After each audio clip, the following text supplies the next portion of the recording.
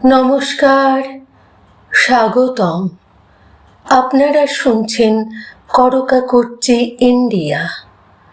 আজকের পর্বে বাংলা চলচ্চিত্রের ইতিহাসে যে নামটি চিরকাল দীপ্ত, তিনি আর কেউ নন, সুচিত্রা সেন। তার রূপ, অভিনয়, ব্যক্তিত্ব সব মিলিয়ে তিনি শুধু একজন অভিনেত্রী নন, ছিলেন এক আবেগ, এক যুগের প্রতীক। কিন্তু জীবনের শেষ অধ্যায়ে আলো ঝলমলে পর্দা ছেড়ে তিনি নিজেকে গুটিয়ে নিয়েছিলেন এক গভীর নিভৃত সাধনায়। সেই নিভৃতির আড়ালেই লুকিয়ে আছে তার শেষ ইচ্ছা, শেষ অনুভব আর এক অনন্ত বিদায়ের গল্প।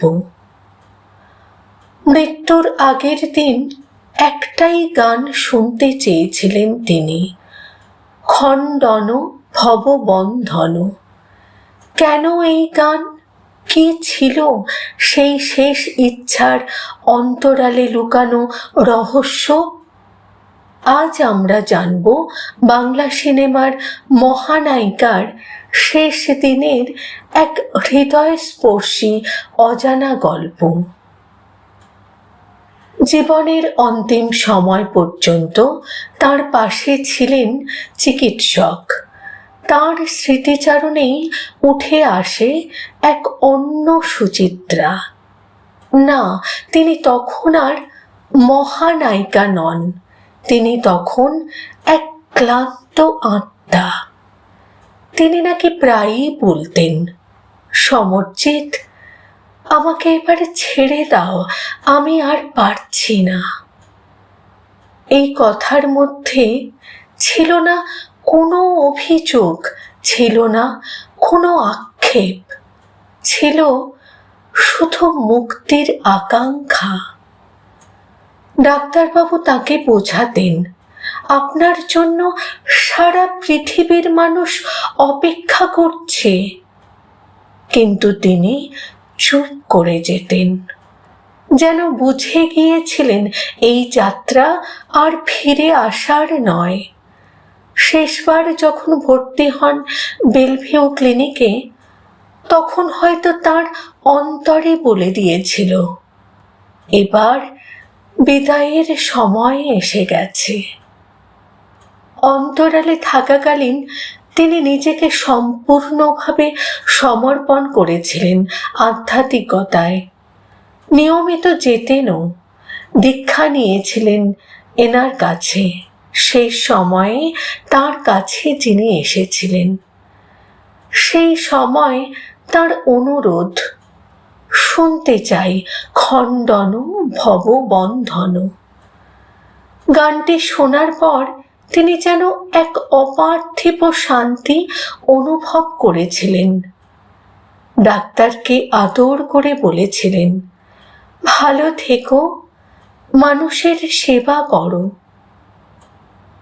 মৃত্যুর আগে তিনি একটি ছোট্ট কার্ড তুলে দেন, যেখানে ছিল সেই বাণী। তিনি বলেছিলেন, এটা পড়ো, আমি শুনি।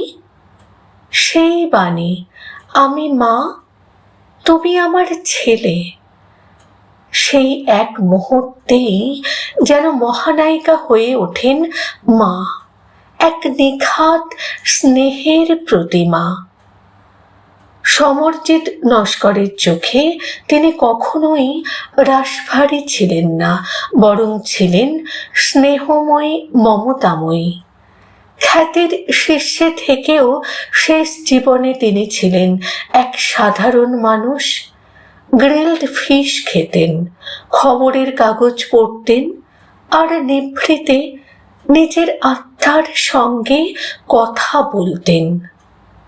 এক সময় যার এক হাসিতে মোহিত হয়েছিল কোটি কোটি দর্শক, শেষ জীবনে তিনি বেছে নিয়েছিলেন নীরবতা।